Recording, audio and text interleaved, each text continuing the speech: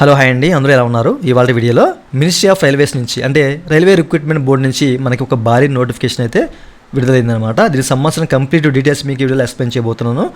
So ఎవరెవరికి ఎన్ని పోస్టులు ఏంటి, అలాగే ఎట్లా అప్లై చేయాలి, ఎక్కడ అప్లై చేయాలి, ఇట్లాంటి విషయాలన్నీ కూడా మీకు చెప్పబోతున్నాను అనమాట. స్కిప్ చేయకుండా ఎవరు చూడడం మీకు క్లియర్గా అర్థమవుతుంది. వీడియోలోకి వెళ్ళే ముందు ఇలాంటి విషయాలు మీరు మరి తెలుసుకోవడం కింద సబ్స్క్రైబ్ బటన్ ఉంది, దాంట్లో ఆప్ చేసి మన సబ్స్క్రైబ్ చేసి పక్కనే ఉన్న బెల్ బటన్ని యాక్టివేట్ చేయండి. అండ్ అంతేకాకుండా లైక్ చేసి మన ఛానల్ని సపోర్ట్ చేయండి. లైక్ చేయడం అయితే మర్చిపోద్దు. ఇక టాపిక్ని అయితే స్టార్ట్ చేద్దాం.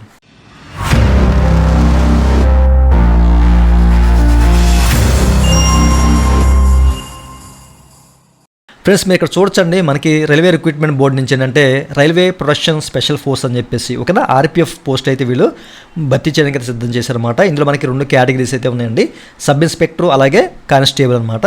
అయితే ఈ రోజు నుంచే అప్లికేషన్స్ అనేవి ఆన్లైన్లో సబ్మిషన్ అవుతాయి అనమాట. 15/4/2024 నుంచి మనకి ప్రారంభం అయ్యాయండి.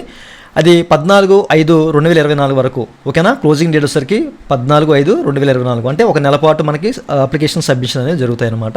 15/4/2024 నుంచి 14/5/2024 వరకు జరుగుతాయి. మీరు ఇక్కడ గమనించాలి. ఓకే, అయితే ఎవరెవరికి ఎన్నెన్ని పోస్టులు అనేది క్లియర్గా మెన్షన్ చేశారండి. ఇది షార్ట్ నోటిఫికేషన్, మీకు ఫుల్ నోటిఫికేషన్ చూపిస్తారు మీకు.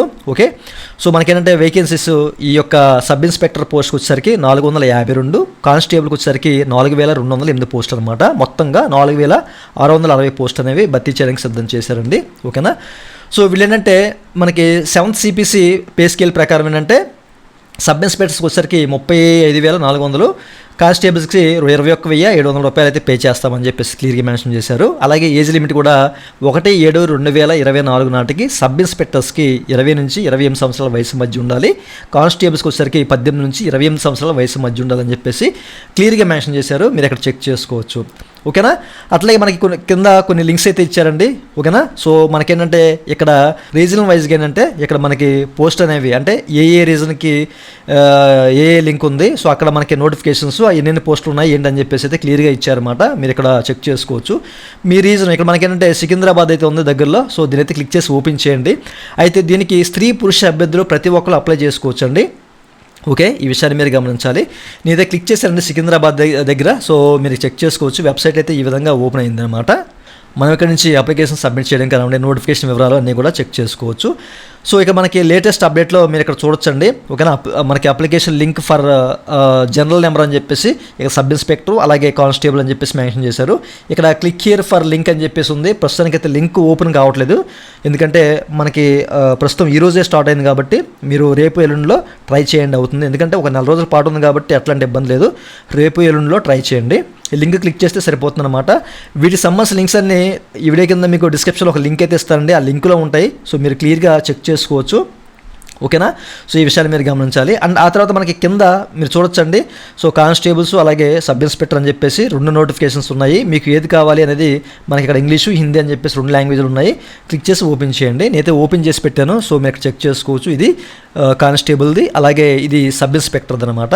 ఓకే, కాస్త ఇలా స్క్రాల్ ఆన్ చేస్తే కిందకి మనకి అన్ని వివరాలు కూడా ఉంటాయి అన్నమాట. మీరు చూడొచ్చు. అన్నీ నేను చెప్పలేను ఇప్పుడు, ఎందుకంటే వీడియో అనేది అంతే అయిపోయే అవకాశం ఉంది కాబట్టి ఈ వీడియో కింద మీకు డిస్క్రిప్షన్లో లింక్స్ అయితే ఇస్తానండి. ఒక లింక్ ఇస్తాను, ఆ లింక్ క్లిక్ చేసి మీరు ఆ లింక్లో ఇవన్నీ ఉంటాయి. సో మీరైతే చెక్ చేసుకోవచ్చు. ఓకే, ఇక్కడ 7th CPC పే లెవెల్ ప్రకారం ఏంటంటే సో మనకి వీళ్ళు శాలరీ అనేది ఎంత ఇస్తారు అనే విషయం మీకు చెప్పాను కదా. కానిస్టేబుల్కి 21,700, అలాగే సబ్ ఇన్స్పెక్టర్స్కి 35,400. పోస్ట్ వచ్చేసరికి 452 ఉన్నాయండి సబ్ ఇన్స్పెక్టర్, అలాగే మనకి కానిస్టేబుల్స్కి 4,208 ఉన్నాయన్నమాట. సో మీరు ఇక్కడ క్లియర్గా చెక్ చేసుకోవచ్చు. ఓకేనా, సో మనకి ఏంటంటే క్లియర్గా డీటెయిల్స్ ఇచ్చారంటే కిందకి మనం స్క్రోల్ చేస్తే కనుక ఏజ్ లిమిట్ ఎంత ఉండాలి, దానికి సంబంధించిన ఏజ్ రిలాక్సేషన్ ఎంత ఉంది, ఓకేనా, SC STలకి ఎలా ఉంది, OBCలకి ఎలా ఉంది, ఎక్స్ సర్వీస్ మ్యాన్స్కి ఎలా ఉంది, అలాగే EWD క్యాడర్స్కి ఫీమేల్ క్యాడర్స్కి ఎట్లా ఉంది, ప్రతిదీ మనకి క్లియర్గా మెన్షన్ చేశారన్నమాట. మీరు ఇక్కడ క్లియర్గా చెక్ చేసుకోవచ్చు. అలాగే ఎగ్జామినేషన్ ఫీజు అండి, అంటే జనరల్గా అందరికీ వచ్చేసరికి 500 రూపాయలు ఉంటుంది మనకి ఈ యొక్క అప్లికేషన్ ఫీజు అనేది. బట్ ఇక్కడ కొంతమందికి అంటే SCలకి STలకి ఎక్స్ సర్వీస్ మ్యాన్స్కి ఫీమేల్స్కి అలాగే మైనారిటీస్ అలాగే EBC క్యాండిడేట్స్కి 250 రూపాయలు అని చెప్పేసి క్లియర్గా మెన్షన్ చేశారు. మీరు క్లియర్గా చెక్ చేసుకోవచ్చు. అప్లికేషన్ ఫీజు అనేది ఆ విధంగా ఫిక్స్ చేశారండి. ఓకేనా, సో అట్లాగే మనకి ఇక్కడ ఈ రిక్రూట్మెంట్ ప్రాసెస్ ఏ విధంగా ఉంటుంది అనేది కూడా క్లియర్గా మెన్షన్ చేశారు. మీరు ఇక్కడ చూడొచ్చు అనమాట. సో ఫస్ట్ ఆఫ్ ఆల్ మనకి CBT ఉంటుందండి, కంప్యూటర్ బేసిక్ టెస్ట్ ఉంటుందన్నమాట. అండ్ ఆ తర్వాత ఫిజికల్ ఎఫిషియన్సీ టెస్ట్ ఉంటుంది, పీఈటీ ఉంటుందన్నమాట. సో ఇక్కడ కూడా మనం పాస్ అవ్వాలి. అండ్ తర్వాత మనకి డాక్యుమెంట్ వెరిఫికేషన్ అయితే ఉంటుందని చెప్పేసి క్లియర్గా మెన్షన్ చేశారు. మీరు కనుక ఎలిజిబుల్ అయితే కనుక మీకు SMS ద్వారా కానివ్వండి, ఈమెయిల్ ద్వారా, అలాగే మన వెబ్సైట్లో ఈ డీటెయిల్స్ అన్ని పొందపరుస్తామని చెప్పేసి, అంటే మీకు ఇంటిమేట్ చేస్తామని చెప్పేసి కూడా క్లియర్గా మెన్షన్ చేశారు. మీరు ఇక్కడ క్లియర్గా చెక్ చేసుకోవచ్చు. అయితే ఈ కంప్యూటర్ బేస్డ్ టెస్ట్ ఏ విధంగా ఉంటుంది, ఓకేనా.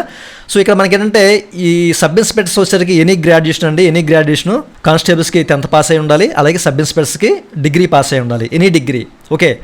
ఆ తర్వాత మనకేంటంటే ఈ ప్యాటర్న్ అండ్ సిలబస్ ఏ విధంగా ఉంటుంది, CBT సంబంధించింది అనేది కూడా మనకి క్లియర్గా మెన్షన్ చేశారండి.